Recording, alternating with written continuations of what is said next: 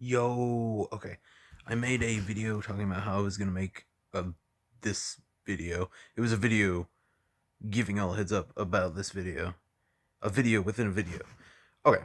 This is Automaton Apparatus, something I've been working on for a little while now. Uh, I don't want to go into the lore just yet. If people actually like it, I'll go into the lore. But today, I just wanted to talk about what the automatons are. So, yeah, I think that's it until we just actually get in the video. So let's go ahead and go. Uh, BMAs, or Battle Made Automatons, are unmanned machines made for the sole purpose of destroying the enemies. They were originally designed to construct buildings and other things needed by humans for survival, but then before they were even created, the first Gormcaw warship arrived. The blueprints for the machines were quickly changed to create the first of the BMAs, Automatros 001. The qualities of the original design were kept but changed slightly on account of the BMA's job being changed. Okay, that's what I wrote down, but I'll go ahead and just lay it all out there for everyone who didn't understand, because I did write it weird, and I'm not going into the lore of this video, so that this might help. Uh, BMAs, or just automatons, are AI powered, programmed for war. They were originally started as a uh, construction bot, basically, to help humans move large beams and weld large beams. So, yeah, that's basically what they were. But then the Gormcaw, which are the invading species in the lore that I'm not talking about today. I should have just talked about the lore and all of it together, but you know what? I'm going to make it as hard as possible. So, the Gormcaw invaded, and now they needed a giant robot program to destroy them. So they went ahead and made the automatons. The first one is Automatros 001, which is basically, they're all basically the same in the beginning, but this is the front of the automaton. Uh, they have in their jaw, they have what was originally a blowtorch and is now a pressurized flame cannon. On their arms, they have what was originally a nail gun, but is now a high-powered, medium-range nail launcher with explosive and incendiary rounds. The nails are massive, think railroad spikes, but a lot bigger, basically. Uh, the thing right there on their chest was originally used as a saw to cut pillars of wood in half, or basically lumber mill saws, except yet again a lot bigger. So they just turned it into a buzzsaw hidden in a chest compartment used to cut ALSDs in half.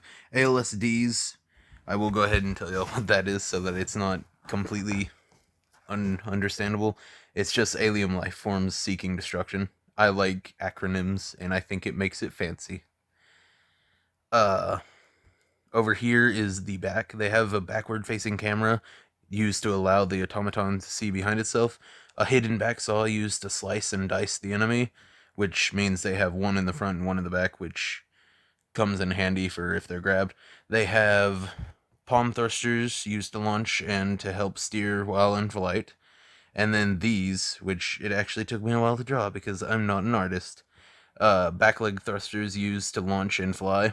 Uh, that's basically all of that for just what the basics for the automaton are. I spent a while figuring out what I wanted the automatons to be, because I wanted them to actually seem like they were originally made for construction, and I think I got that point across.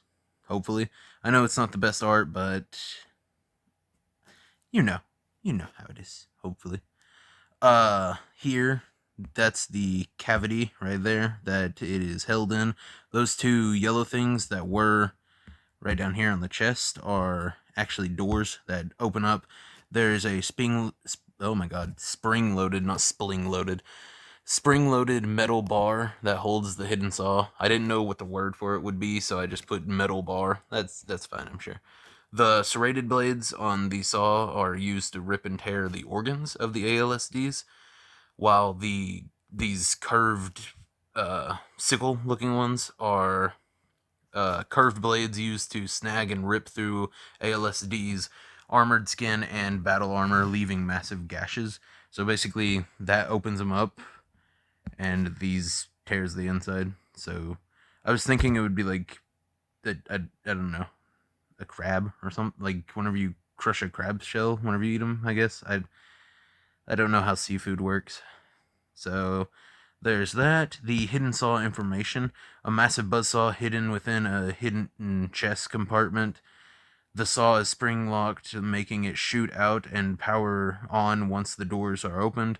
The force of the saw launching out of the chest can easily destroy buildings. I thought that would be a cool touch. The blades are strong enough to survive forces of around 200 tons. That's not too much weight. The blades can survive heats above 2,000 degrees Fahrenheit. Not too much. The saw spins so fast that the heat generated by it, even in the vacuum of space, can burn and melt away most things, making it cut through almost everything like butter. The saw can be placed back into the chest just as quickly as it is released, and then once the saw is back into the chest compartment, a coolant is applied to it to ensure that the mechanisms will not overheat. I thought that would be good, so that, there's a way for it not to destroy it. Just the heat alone. That's all of it for the saw. So, the railroad spike launcher is a massive 3-round burst railroad spike launcher. One cartridge holds 18 spikes. Launcher automatically loads a new cartridge each time one is emptied. Each automaton has 10 normal, 5 explosive, and 5 incendiary cartridges built into them. I didn't put any commas in that. Oh my god. Okay. Trying to make it as difficult as I can for me to make this video. Spikes can be normal or explosive and extremely flammable. Explosive spikes can cause a large enough explosion to destroy a city block. The normal spike is serrated to rip through the enemy. Just a serrated spike. The explosive spikes have 3 spike blades to ensure that the spike will not be shaken loose. Shorter than normal spikes to ensure that this part, which is the actual explosive, is on them. The explosive capable of blowing up a city block or two. I just put that so that there would be room to, say... I don't know, say that it doesn't kill something because it was a weaker one or something in the story, just to raise tension. The incendiary spike, I actually had a hard time coming up with anything for this because the only thing that I knew about incendiary stuff came from Call of Duty World War II, so not very spike-like in that game. The bolt point tip used to ensure that once the target is hit, the force will activate the large holes and that it will have room to deal maximum damage.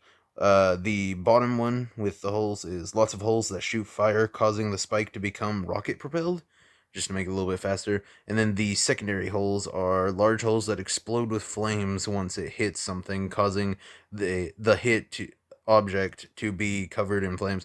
So if you've played Call of Duty World War II, or any other game with incendiary guns, incendiary ammo, I should say, it's basically that comes out of these large things. It just has to get close enough for that to bounce off, and then once it bounces off, it fires all of those. So yeah, there's that, and then, this... Wait, am I missing anything? No, that's all of it. Okay, the flame cannon. This is what is in their jaw. A massive pressurized blowtorch held within the automaton's jaw.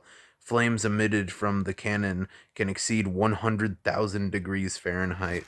The jaws move to change the width and length of the flames. Flames can be a fully pressurized beam or a quick medium-ranged blast of fire. A fully focused beam can travel up to around 500 feet and either melt or blow its way through anything. A medium range blast will be around 50 feet in length and 50 feet in width, resembling a shotgun blast, which is just the incendiary rounds are the only thing I have to really think of what it would look like. So, I mean, I feel like the medium range blast would actually look like that. You know how a hot air balloon has the fire thing? It would look like that, maybe. Just a little bit wider, maybe. I don't know. I don't know. Uh, and then a medium range blast will not blow through its targets like a focused beam will, but it will do minor damage and leave piles of fire hot enough to melt most things on its targets. I put piles of fire because I had no idea what to call it. Residue of fire? A puddle of fire? No. Okay. These are the two actual artworks that I'm actually proud of. The fully focused beam actually looks cool, I think. Um, there's the medium range blast and the fully focused beam. That is basically all I have for the automaton. They're not the biggest part of the story, not the story I'm wanting to tell. There is lore that they're super important in earlier than what I'm like the timeline that I'm wanting to do. But yeah, if you guys want me to do a video on the apparatus, which are actually cooler than the automaton, I think the automatons are just the very first thing everyone needs to know before I make more videos about this and everything. I am actually really excited about this though. I have a lot of stuff I'm wanting to do, like the Blood-Soaked Warrior comic that I wanted to do, and the Into the Void Volume 1 is still going to be published on Kindle pretty soon, hopefully pretty soon. But it would be so cool to get this turned into a comic or something. I have no idea though. It would be cool though. It's pipe dreams at this point, but I'm really hoping to do something with it. And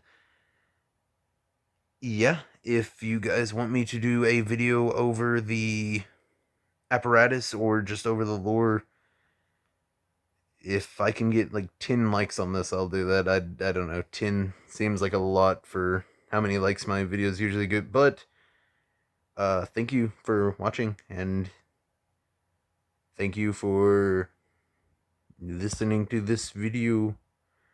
And please, if you watch this far, will you please put in the comments a better thing for what is left of fire other than